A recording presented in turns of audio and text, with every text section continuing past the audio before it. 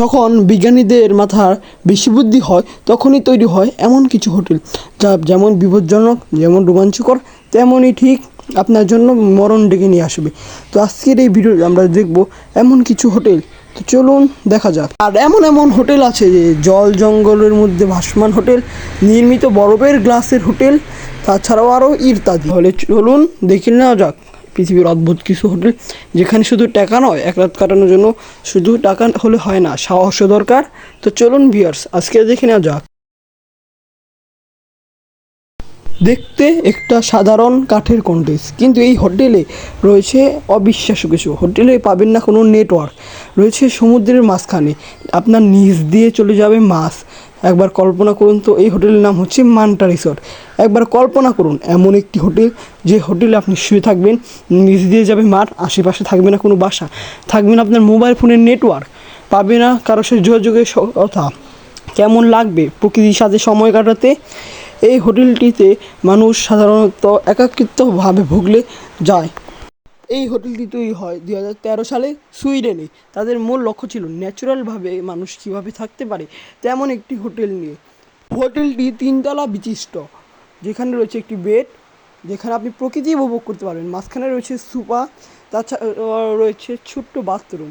এবং এই হোটেলে আপনি শুতে পারবেন 3 তলা, 2 তলা ও 1 তলায়। হোটেলটি রাত্রিবেলা খুবই সুন্দর ভিউ দেয়। হোটেলটি 2013 সালে নির্মাণ হয়। এখানে মাছের সাথে আপনি শুয়ে থাকতে পারবেন, যা কল্পনারও বাইরে। হোটেলে থাকতে হলে আপনাকে প্রায় গুনতে হবে $1500, যা বাংলা টাকা প্রায় 1.5 লাখ টাকা। কিন্তু পয়সা বড় কথা নয়, এই এক রাত থাকার অভিজ্ঞতা সারা জীবন মনে রাখার মতো। তো বন্ধুরা, আপনি কি এই হোটেল থাকতে চান? কমেন্ট করুন।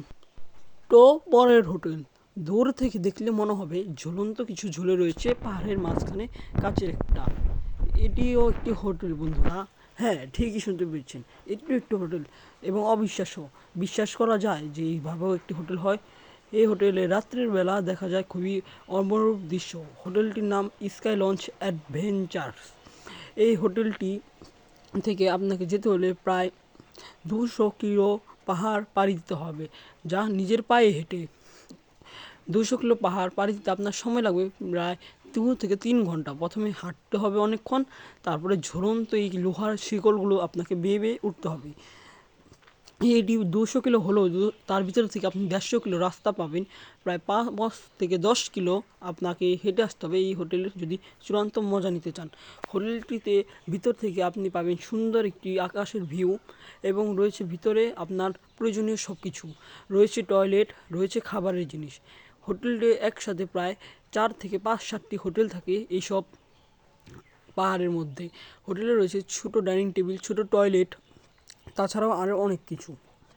এই হোটেলটি বর্তমান যে পাহাড়ে দেখতে পাচ্ছেন, সেখানে মাত্র 4টি রয়েছে হোটেল। হোটেলে আপনি রাত্রে ঘুমালে দেখতে পাবেন তারা, এবং দেখতে পাবেন সেই পুরো শহরের ভিউ, যা কাল্পনিক। এবং এই সব মিলে এমন একটি অভিজ্ঞতা যা সাহসী মানুষের ছাড়া পাড়ি দেওয়া অসম্ভব বললে ভুল নয়। কোনো দুর্বল মানুষের পক্ষে এখানে উঠে থাকা, 1-2 রাত ঘুমানো অসম্ভব প্রায়। নাম্বার 3, এটা কোনো মুভির শুটিং নয়। যেটি দেখতে পাচ্ছেন, হ্যাঁ, এটি কোনো মুভির বা সায়েন্টিফিক ইফেক্ট নয়। এটি একটি হোটেল, যা আকাশের নিচে মাটির উপরে অবস্থিত, রয়েছে বরফের ভিতরে। হোটেলটি প্রায় ইগলু ঘরের মতো। আমরা যারা ছোটোবেলায় কার্টুন দেখেছি তারা দেখতে পাবো ইগলু ঘরের মতো। হোটেলটি অ্যান্টার্কটিকার ভিতরে, এবং এখানে হোটেলে রয়েছে নানান গাছপালা, এবং হোটেলটি কাচের তৈরি।